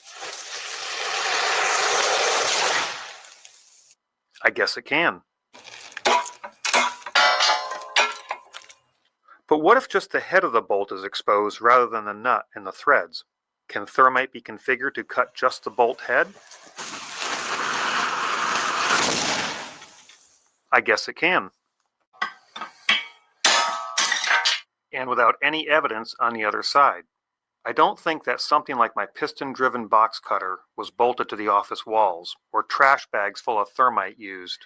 It's more likely that any pre-weakening thermitic material were hidden inside the perimeter box columns. I had a replica of a segment of the WTC box columns made up. And like the Trade Center iron workers, I bolted the segments together. And made 2 sets of my 2 bolt blasters, placing them in the access hole. Let's listen to another eyewitness. Like, it sounded like gunfire, you know, bang, bang, bang, bang, bang, and then all of a sudden, 3 big explosions. Is it even possible that thermite could do this? I guess it is. I made a 4-sided box cutter split in 2 pieces so they could be inserted inside the column. I held it up on the burnt out bolt blasters and thought I could hold it down with magnets. Let's see what happens. I think my box cutter blew about 30 feet up, consuming valuable energy and trimming my tree in the process. Nevertheless, the inside of the column was cut about 3/4 of the way through. Were thermitic devices or maybe explosive nanothermite sprayed inside those box columns? I'm not sure. And I'm not sure why this handhole is so large. Or why the side of this box column looks like it's blown outward. Or why 3 columns have a more intense glow, followed by 6 columns that don't, followed by another 3 that do. But I have an idea. But I do know that it's impossible for jet fuel or an office fire to melt steel or iron, which means the official story is wrong. Yet despite all the overwhelming evidence of explosions in molten steel, some people will still believe that this is aluminum and believe Building 7 fell naturally from an office fire. But those people will believe anything. Meanwhile, the government lies while the media hides the truth about 9/11. Can thermite of any type burn through steel beams?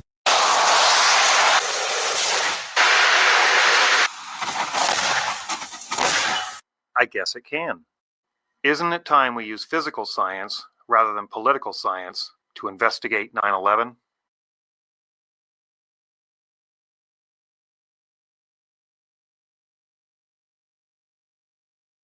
World Trade Center 7 was a 47-story steel skyscraper that housed numerous government agencies, including the Securities and Exchange Commission and the CIA. It had some office fires, particularly on the SEC floors, where many key Enron and WorldCom files were lost. No other steel skyscraper has ever collapsed due to fire, yet remarkably, late on September 11th, it fell straight down at near free-fall acceleration for almost 100 feet, even though no airplane ever hit it. The National Institute of Standards and Technology, or NIST, was tasked with solving this most amazing collapse. One unique piece of steel was found by Professor Jonathan Barnett, a fire protection engineer. He found a 1-inch thick steel column from World Trade Center 7 reduced to a 1/2-inch thickness with gaping holes, curled like a paper scroll, thin to almost razor sharpness with a Swiss cheese appearance. And Professors Biederman and Sisson of Worcester Polytech confirmed the presence of eutectic formations on the steel. The Swiss cheese appearance shocked all of the Firewise professors, who expected to see distortion and bending, but not holes. And the New York Times called these findings perhaps the deepest mystery uncovered in the investigation. FEMA conducted a preliminary building performance study in 2002. In an Appendix C of their report, they mentioned the mysterious eutectic mixture that attacked this steel. The severe corrosion and subsequent erosion of the samples are a very unusual event. No clear explanation for the source of the sulfur has been identified. So what is a eutectic mixture? It's an alloy or mixture whose melting point is lower than that of any other alloy or mixture of the same ingredients.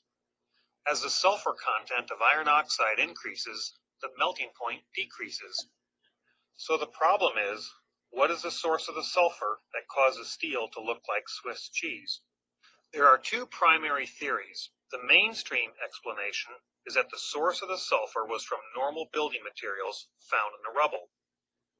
In 2006, Frank Greening prepared a report outlining potential sources of sulfur. Dr. Greening identified the following major potential sources of sulfur: gypsum wallboard, diesel fuel oil, and molten aluminum reactions with gypsum. Mainstream media, such as movies, have said the sulfur came from masses of gypsum wallboard that was pulverized and burned in the fires. But independent scientists have developed their own studies that suggest other sources for the sulfur in the eutectic mixture. Specifically, various incendiaries, including thermate, was a contributing cause of the intergranular melting. The main chemical reaction in thermate is the same as thermite, but it also contains sulfur. Sulfur generates a eutectic system when molten thermate interacts with iron or steel, lowering the melting point of iron. But scientists on both sides wanted NIST to address this critical evidence in their final World Trade Center 7 report. Professor Jones said NIST should do an easy experiment in the presence of gypsum and then test whether sulfur has entered the steel. And Dr. Greening wisely wrote at the end of his report, by way of verifying these conclusions, it is suggested that NIST fire tests should be repeated using more realistic environments that include shredded aluminum alloy 2024, crushed concrete and gypsum, water, rusted steel, aviation fuel, plastics, etc. And FEMA said a detailed study into the mechanism of this phenomenon is needed to determine what risk, if any, is presented to existing steel structures exposed to severe and long-burning fires. And Ryan Mackey wrote, at the time of writing, NIST has not yet issued its report on WTC 7. It may and should address this issue in the final report. And even NIST said that their report would address all major recommendations contained in the FEMA report. Unfortunately, NIST did not address this issue in their WTC 7 final report, nor conduct any experiments as suggested by Dr. Greening to verify the gypsum board hypothesis. So how can we tell who is not correct? We need to conduct an experiment, the arbitrator of opposing hypothesis. I used a W12 by 50 wide flange beam, which has thinner flanges than the original steel used in WTC 7. Using my oxyacetylene torch, I cut 2 holes in the flange so I could lift the completed assembly. I then placed gypsum board on the top and bottom flanges and subdivided the space in the web with multiple thicknesses of gypsum board. Gypsum board was crushed, and on one side dry chunks of gypsum was placed, while on the other side gypsum that was soaked in a bucket of rainwater was used. Some concrete was crushed, and on the other side of the wide flange a mixture of gypsum board, crushed concrete, and aluminum scraps, some from an airplane, steel scraps, and plastic was mixed in. About a gallon of diesel fuel was also added to the mix. A drywall lid with holes covered the side. And the entire setup was wrapped with wire lath and fence to help keep all the material contained and close to the wide flange. Plenty of burn material was collected, and the piece moved in, set in place on some old bank and financial statements, ready for the next day's experiment. Around 8 the next morning, in memory of those Enron files, I lit the bank statements to start the experiment. A rather robust fire soon enveloped. As the fire grew, additional fuel had to be constantly added. More and more piles of brush was added to build a good base for the larger logs that would be added later in the day. All morning long and part of the afternoon, the fire was fed with more and more fuel, including brush, trimmings, and some furniture and door panels were also added. After all the piles of brush were finally consumed, entire loader buckets of larger logs were added. The inferno burned all throughout the day, reaching temperatures that could easily melt aluminum cans and aluminum gutters. The fire blazed throughout the night, bringing the temperatures high enough to make the wide flange beam glow red. The fire burned for over 24 hours, and the coals lasted for another full day. By midweek, the fire was cool enough to remove the test piece. The ashes were raked off, and the test piece lifted out for observation. The wire lath and fencing was clipped off, and the gypsum removed. For the most part, all the aluminum scrap was gone, with the exception of a few small blobs. The steel beam did not have any holes whatsoever. In fact, it was still quite solid and sound. The aluminum, concrete, drywall, diesel fuel, and building materials did not cause any intergranular melting. So, if the concrete, drywall, aluminum, and diesel fuel did not cause the intergranular melting and sulfidation, then some uncommon substance that is not normally found in buildings must have caused it. And that uncommon substance must have been inside the structure before their destruction. Most people cannot accept the implications of the science behind 9/11 and think I must be wrong. So if you think I'm wrong, prove me wrong by experiment. But remember, there may be a reason why diesel storage tanks don't look like Swiss cheese, and why drywall is placed directly on steel stud framing and structural steel for fire insulation, and a reason why those Firewise professors were so perplexed. And even though the Firewise professors, FEMA, Mr. Mackey, and Dr. Greening all suggested that NIST should test and investigate to find the source of the sulfur, there is a reason why NIST ignored all their advice and never conducted any experiments or found that source of sulfur to solve this deepest of mysteries. Perhaps NIST knew the most logical cause of the sulfidation of the steel is from some type of thermitic reaction because it matches all other evidence, such as the molten steel or iron flowing out the side of the tower well before its collapse, the iron spheroids found in the dust, which is a direct byproduct of a thermitic reaction, the NASA thermal images of the rubble piles indicating very high temperatures days after the event that can be caused by ongoing thermitic chemical reactions, and the high-tech explosive nanothermite found all through the dust. And of course the fact that the remarkable collapse, supposedly from a new phenomenon called thermal expansion due to an office fire, looks exactly like a controlled demolition. The murder of thousands on 9/11 wasn't considered a crime, and therefore never investigated as a crime, which may be why so much forensic evidence is ignored, such as the iron microspheres and the explosive nanothermite found in the dust, and that mysterious eutectic steel. Don't they deserve some justice?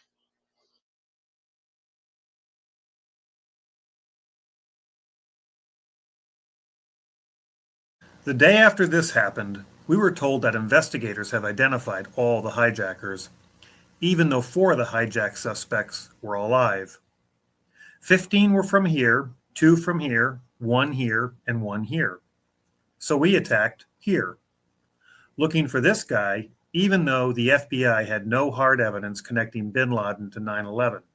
We were told that the most important thing is for us to find Osama bin Laden and to fight the Taliban, who were blocking construction of the Trans-Afghanistan pipeline planned years before 9/11 to move product from the Caspian Basin, an area declared by Congress to be a zone of vital American interest.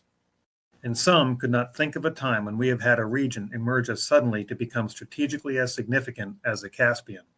Meanwhile, Congress passed this act, which most never read, creating this agency that is not constrained by this document, doing this to Americans. But once our troops got here, our president said, So I don't know where he is. Nor do, I just don't spend that much time on him. I'll be honest with you. All this condemnation took place over a year before any official investigation began, contrary to what's done for even a petty crime. Meanwhile, back at the scene of the crime, the loss of evidence was borderline criminal, and the destruction and removal of the evidence must stop immediately, because we were literally treating the steel removed like garbage and not like critical fire scene evidence, resulting in an investigation that was a half-baked farce. By May of '02, the cleanup officially ended, and FEMA issued a preliminary report concluding the sequence of events leading to the collapse of each tower could not be definitively determined. Months later, the National Institute of Standards and Technology began their study, but instead of a gumshoe inquiry that left no stone unturned, the investigations were treated more like a research project in which they waited for the information to flow in. In years later, NIST said that their analysis does not actually include the structural behavior of the towers after conditions for collapse initiation were reached, and they were unable to provide a full explanation of the total collapse. In other words, they stopped their study here and never addressed this or this. So in the final analysis, 9/11 was not considered a crime. Most physical evidence was disposed of before the investigation even began, and they did not evaluate key evidence. And no agency could explain how the Twin Towers actually collapsed. But what if 9/11 was actually investigated as a crime rather than an act of war? How would we go about solving it, and would we arrive at the same conclusions? Sherlock Holmes said, "When you have eliminated the impossible, whatever remains, however improbable, must be the truth." So before one tries to answer why it was done, or how it was done, or who did it, one first needs to know what it is. We need to understand what happened and what did not happen. We need to eliminate the impossible. So let's take a look and see what makes the most sense. The official conspiracy theory with 19 hijackers, or something else using the laws of physics applied to the evidence. A few minutes before this happened, we noticed this. NIST speculated that it was some type of aluminum mix, but provided no experimental confirmation of their theory. But others proved NIST wrong. In addition, iron microspheres were found all through the dust, confirming temperatures high enough to melt steel. NIST never explained these, but iron microspheres are a natural byproduct of a thermitic reaction. The media experts showed us that thermitic material could not melt steel. Despite 175 pounds of thermite packed around the steel column, it remained undamaged. But we showed that it could.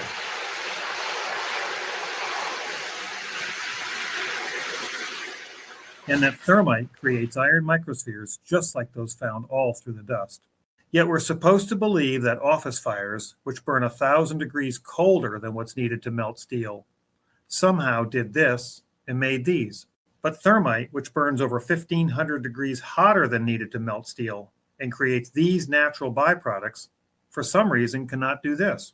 Regardless of what they would like you to believe, the melting of steel or iron by those office or jet fuel fires is impossible, and therefore the official story can be eliminated.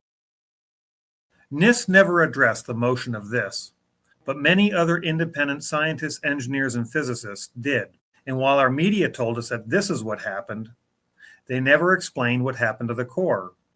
But in order to bend, crush, or move something below, any falling object must experience a jolt or momentary deceleration in order to apply a force that is larger than its own static weight. This jolt has been clearly measured with a natural gravitational collapse. As the falling floors contact the stationary structure below, the downward acceleration reverses momentarily, imposing a jolt or force larger than its static weight, destroying the structure below. But surprisingly, when the fall of the tower was measured, there was no jolt at all.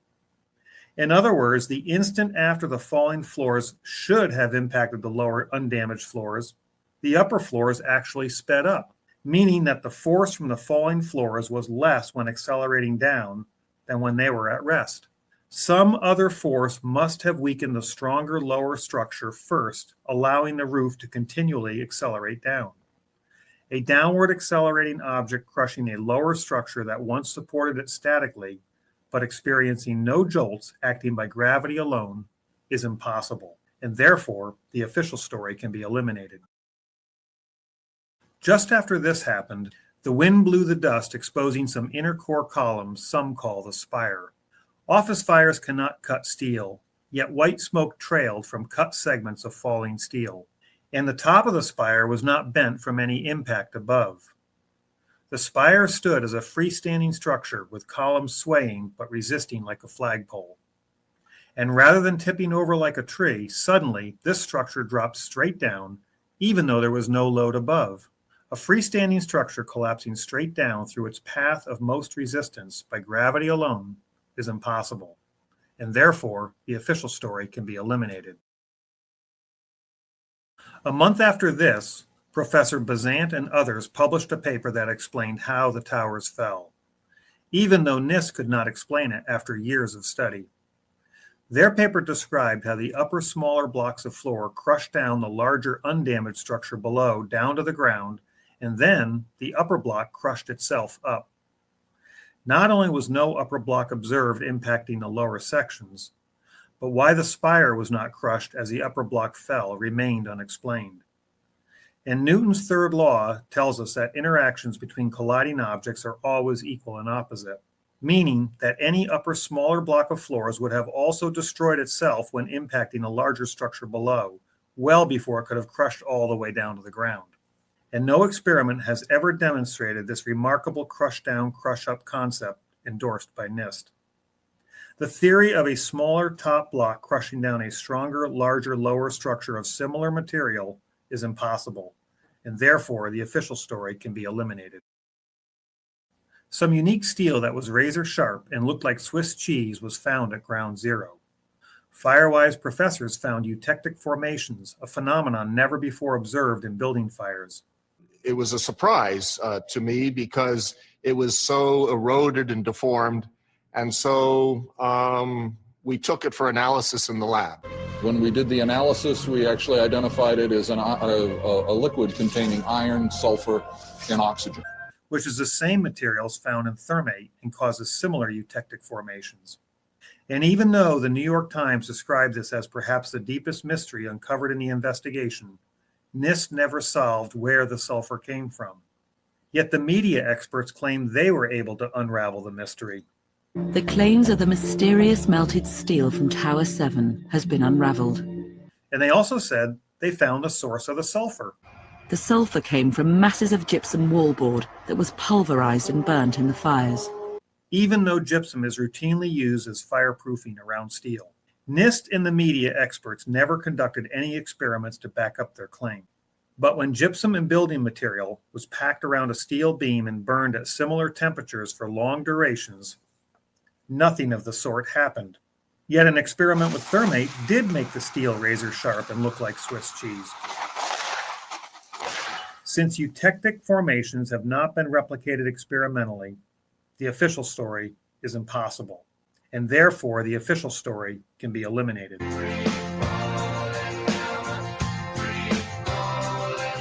This building was never hit by an airplane, or even mentioned in the official investigation. It looked exactly like a controlled demolition. Yet NIST said it was a progressive collapse caused by normal office fires.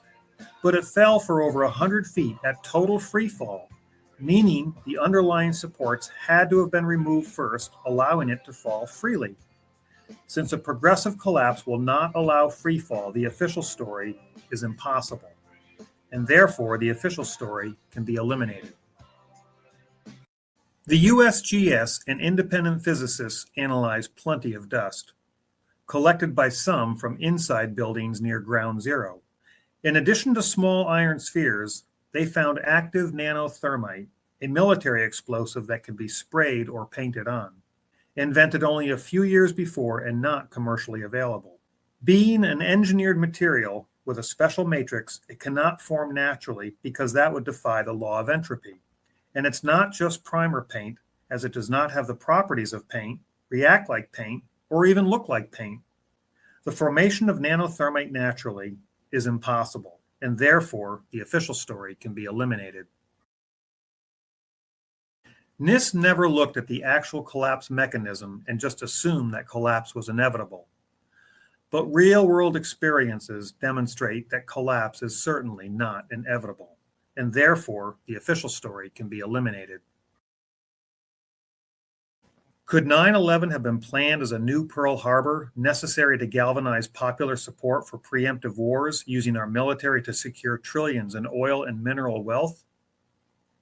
Were explosives allowed in the towers by the security company that the president's brother was on the board of? Could cutter charges have been placed in the core when the elevator upgrades were made? Could nanothermite have been sprayed by unsuspecting workers when upgrades in the towers were made? Could computer-controlled explosives have brought down the towers at almost free fall in an attempt to hide the action behind a curtain of falling debris? Was this a shock and awe event intended to scare Americans into giving up their liberties, controlled dissent, while making billions for the security and military-industrial complex? Could it have been used to remove obsolete towers and avoid costly asbestos removal, allowing modern structures to be built in their place? Was it used to hide financial issues, destroy key SEC files, address the Iraq petrodollar problem, or murder those investigating over $2 trillion lost in the Pentagon? Are people talking, but we're not listening? Meanwhile, the authorities and media attack those searching for truth while ignoring the science and evidence, including hundreds of eyewitnesses. Actually, devices that were planted in the building. There was another explosion that took. I'm in the building, start clearing out. Explosion. Second explosion. Had that big explosion, heavy-duty explosion. Some of the people out, then there's some secondary explosions. And an explosion blew, and they knocked everybody over. Huge explosion that we all heard. Big explosion. An explosion. Explosion. And another explosion. Explosion. A lot. We heard a big explosion. Big explosion. Explosions. Of the explosion. Just explosion.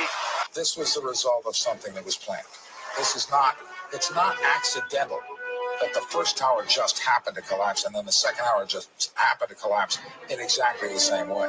How they accomplished this, we don't know. Were those in the towers exploded into thousands of pieces just collateral damage for a much larger operation? It's not impossible. But this, and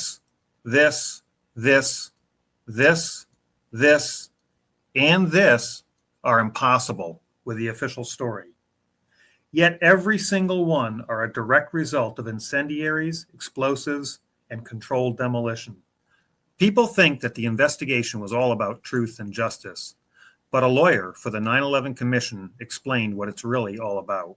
When 3,000 people were murdered that day. Because it's always about protection of the institution in the end. Wow. But a few of us still think that truth, freedom, and justice for those murdered is what it should be all about.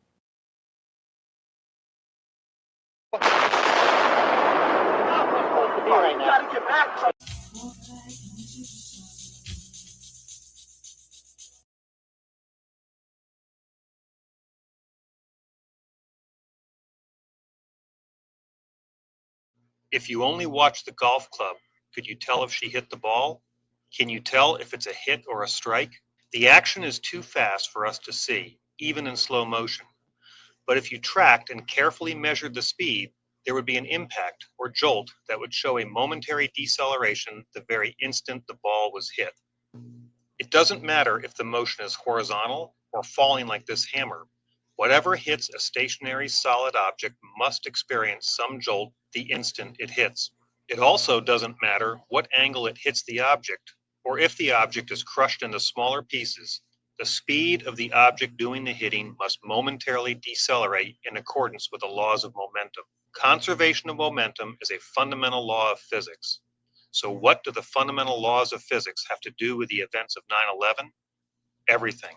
Most people don't realize that the Twin Towers did not experience any jolts as they fell. Careful measurements, such as this one by David Chandler, clearly indicates that the velocity of the roof of the towers uniformly sped up. How can this be? How can the roof of the towers uniformly accelerate with no jolts if it hit or crushed the undamaged structure below? The National Institute of Standards and Technology, NIST or NIST, was tasked with investigating the event. They conducted some experiments, but NIST did not use them because the results did not support a fire-induced gravity collapse. Instead, they resorted to a computer model to prove their desired result, but will not release their model data for verification. They stopped their study the moment collapse began, simply stating global collapse ensued. In other words, They just assume that collapse was inevitable. But in science, one needs to be very careful when making such bold assumptions. Instead, NIST refers to the work of Professor Bazant and others with their mathematical collapse analysis. To explain the energy needed, their hypothesis relies on the notion that the upper block of floors physically crushed the lower floors into dust. They claim